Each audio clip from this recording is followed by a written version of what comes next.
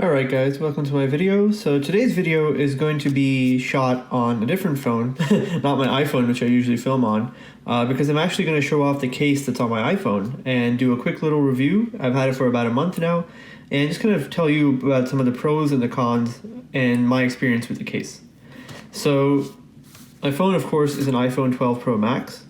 And the case that I'm using on it is a Spigen or Spigen. I never know how to pronounce it. If you know the correct way to pronounce it, please leave it in the comments. But I use a Spigen Ultra Hybrid. And this is a clear case. And as you can see the color of my phone through the case. And I've had this case for about a month now. And overall, I love it. Like, I'm a big fan of Spigen, whatever. I'm a huge fan of Spigen's products. I've been using their cases for about 7 years now on about two of my other phones, and this is the third one that I'm using Spigen cases on. So, I've always loved them. I think they are, really affordable, but also they hold up really well over time. Kind of starting off with the design, as you can see on the side, they have this really sort of tasteful lettering here, which I really like this. I think it's really subtle. You can barely notice it, but when you do, it's really nice. It's a classy touch. It's not like you have some in-your-face branding that's really annoying. So this is pretty cool. And, the case is, of course, transparent. The material on the sides feels more like a softer rubbery plastic. And then on the back, it feels a little firmer.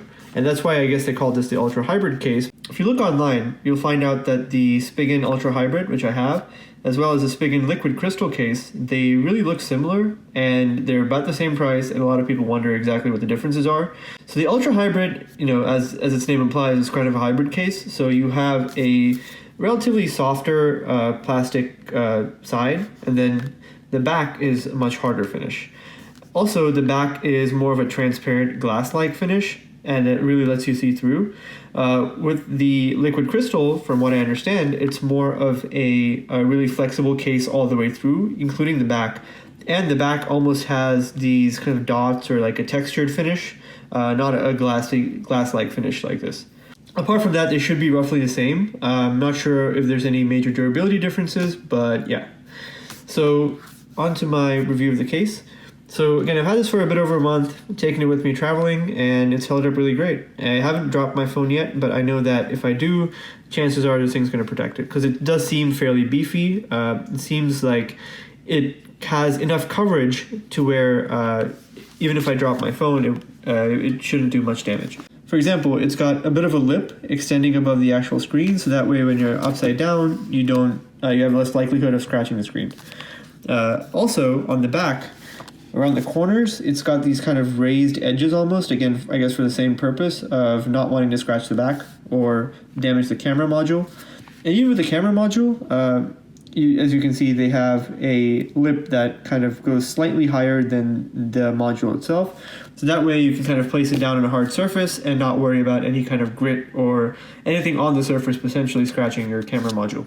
Apart from that, you got cutouts at the bottom for the speakers and the lightning port.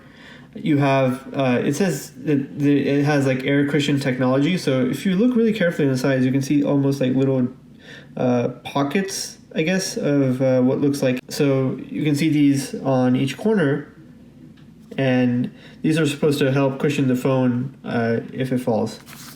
One thing to know about these cases is on the sides, where you have the power button and the volume buttons, they don't really have any kind of a raised portion of the case there. So it's pretty much flush all the way through. There is kind of a small, almost lines engraved here, and there is some slight, like, you can feel the lettering basically. Like, you can feel where it says PWR there for power. You can feel that lettering. You can feel almost the place that the power button is supposed to be, but it's not like some other cases where that portion of the button is actually raised up on the case. So if you're the kind of person who really wants the tactile feedback for your buttons, this might not be the ideal case for you. I personally don't mind because the buttons are still plenty clicky for me, and they're really easy to find, and eventually I get used to it thanks to muscle memory. Overall, I really like the design of the case. I love how it really shows off the color of my phone, which maybe you can't see too well in this camera, but overall it really shows off the color well, and I think it's a very protective case that should do a great job of protecting this phone during any kind of slips or falls without being super bulky to the point where it's annoying. It's not very bulky. It fits, as you can see, it kind of fits pretty snugly on the phone. So it's not like one of those otter boxes where it's super bulky and, you don't get to really enjoy the design of the phone. I think this is kind of the ideal in between to where you can enjoy the design of these iPhones because they are fantastic and still have that peace of mind that comes with having a layer of protection on it. As for some of the drawbacks, let me cover a couple of them real quick. So as I mentioned before, the issue with the buttons, not having a raised portion over the buttons. This might be an issue for some people. For me, it's not really a problem. I don't mind at all. But just letting you know, because some people might find that to be annoying.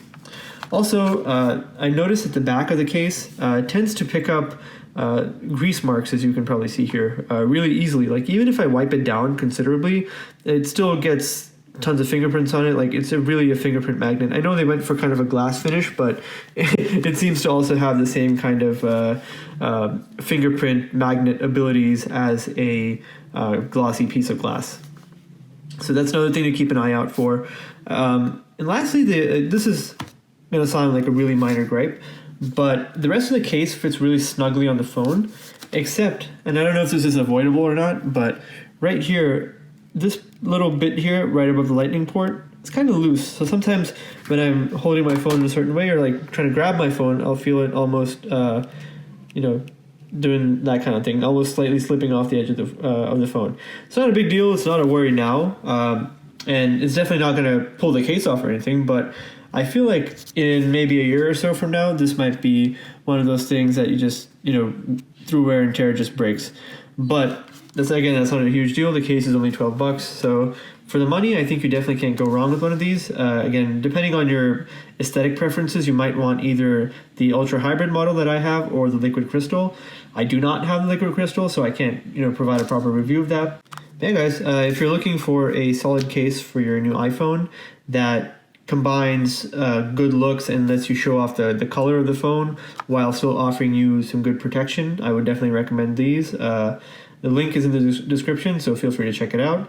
And yeah, just leave me a comment if you'll have this case or if you have any other case that you think I should check out. And a like to this video, a comment, and a subscribe would be super helpful to my channel. Thank you.